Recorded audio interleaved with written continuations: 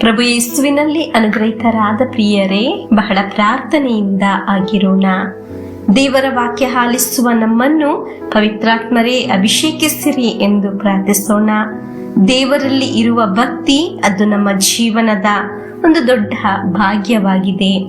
ದೇವರ ವಾಕ್ಯದಿಂದ ಲಭಿಸುವ ಅನುಗ್ರಹದಿಂದ ನಮ್ಮ ಜೀವನ ಕಟ್ಟಲ್ಪಡುತ್ತಿದೆ. ನಮ್ಮ ಜೀವನವು ಅನುಗ್ರಹವಾಗುತ್ತಿದೆ.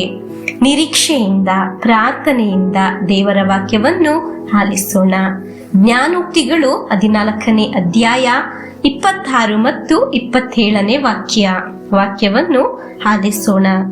ಸರ್ವೇಶ್ವರನಲ್ಲಿ ಭಯಭಕ್ತಿಯುಳ್ಳವನಿಗೆ ಇದೇ ದೃಢ ಭರವಸೆ, ಆತನ ಮಕ್ಕಳಿಗೆ ಆಶ್ರಯ ಇದ್ದೇ ಇರುತ್ತದೆ. ಸರ್ವೇಶ್ವರನಲ್ಲಿ ಭಯಭಕ್ತಿಯು ಜೀವಜಲದ ಚಿಲುಮೆಯು, ಮರಣ ಪಾಶದಿಂದ ತಪ್ಪಿಸಿಕೊಳ್ಳಲು ಅದುವೇ ಸಾಧನವು.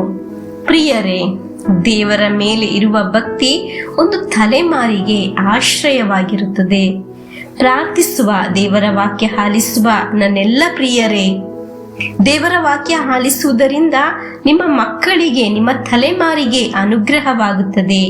ದೇವರ ಭಕ್ತಿ, ಇದಕ್ಕಿಂತ ನಮ್ಮ ಜೀವನದಲ್ಲಿ ಮಿಗಿಲು ಯಾವುದೂ ಇಲ್ಲ. ಇದಕ್ಕಿಂತ ಸಹಾಯ ಮಾಡುವುದು ನಮ್ಮ ಜೀವನದಲ್ಲಿ ಬೇರೊಂದು ಇಲ್ಲ. ಹಣವು, ಆಸ್ತಿ ಪಾಸ್ತಿ, ಎಲ್ಲ ಅಧಿಕಾರ ಸಹ ಇರಬಹುದು. ಅದೆಲ್ಲ ನಮ್ಮನ್ನು ಮರಣಪಾಶದಿಂದ ಸಂರಕ್ಷಿಸಲು ಸಹಾಯ ಮಾಡಲು ಸಾಧ್ಯವಿಲ್ಲ. ಆದರೆ ದೇವರ ಭಕ್ತಿಯಾಗಿದೆ ಪ್ರಿಯರೇ ನಮ್ಮನ್ನು ಸಂರಕ್ಷಿಸುವುದು. ಪ್ರಿಯರೇ, ನಮ್ಮ ಮಕ್ಕಳು ಅನೇಕ ಸ್ಥಳಗಳಲ್ಲಿ, ಊರುಗಳಲ್ಲಿ ಓದುವಾಗ ಒಂದು ಪಾಶದಲ್ಲೂ ಬೀಳದ ಹಾಗೆ ಜೀವಿಸಲು ದೇವರ ಭಕ್ತಿ ಅತ್ಯಂತ ಅವಶ್ಯಕತೆಯಾಗಿದೆ. ಮದ್ಯಪಾನ, ಧೂಮಪಾನ, ನಶೆ, ಸವಾಸ ದೋಷ, ಹೀಗೆ ತಪ್ಪಾದ ಬಂಧನಗಳು, ದುರಂತ ಪಾಶವಿದೆ.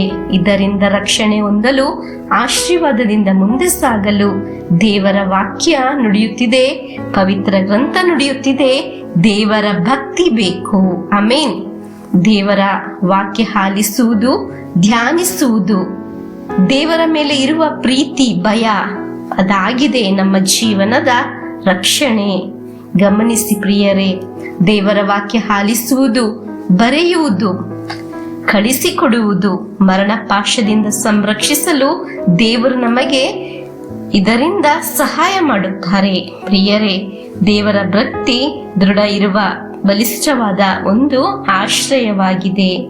ನಮಗೆ ಒಂದು ದೋಷವೂ ಬರುವುದಿಲ್ಲ, ಒಂದು ಕೆಡುಕು ನಮ್ಮನ್ನು ಮುಟ್ಟುವುದಿಲ್ಲ, ಒಂದು ದುರಂತವು ನನ್ನ ಗುಡಾರಕ್ಕೆ ಸಮೀಪಿಸುವುದಿಲ್ಲ ಎಂದು ಪ್ರಾರ್ಥಿಸಿ ವಿಶ್ವಾಸದೊಂದಿಗೆ, ದೇವರ ವಾಕ್ಯದೊಂದಿಗೆ ಪ್ರಭುವಿನ ಆಶೀರ್ವಾದವನ್ನು ಸ್ವೀಕರಿಸೋಣ. ಆಮೀನ್. ನಮ್ಮೇ ಪ್ರಭು ಯೇಸು ಕ್ರಿಸ್ತರ ವರಪ್ರಸಾದವು, ದೇವರ ಪ್ರೀತಿಯು, ಪವಿತ್ರಾತ್ಮರ ಅನ್ಯೋನ್ಯತೆಯು ನಿಮ್ಮೊಡನ ಇರಲಿ.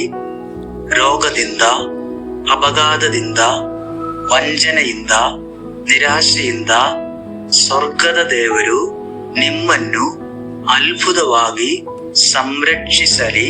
ದೀರ್ಘಾಯುಸ್ಸು, ಆರೋಗ್ಯ, ಸಮಾಧಾನ, ಸಂತೋಷ ಉಂಟಾಗಲಿ. ಪಿತನ, ಸುತನ, ಪವಿತ್ರಾತ್ಮರ ನಾಮದಲ್ಲಿ ಆಮೆನ್.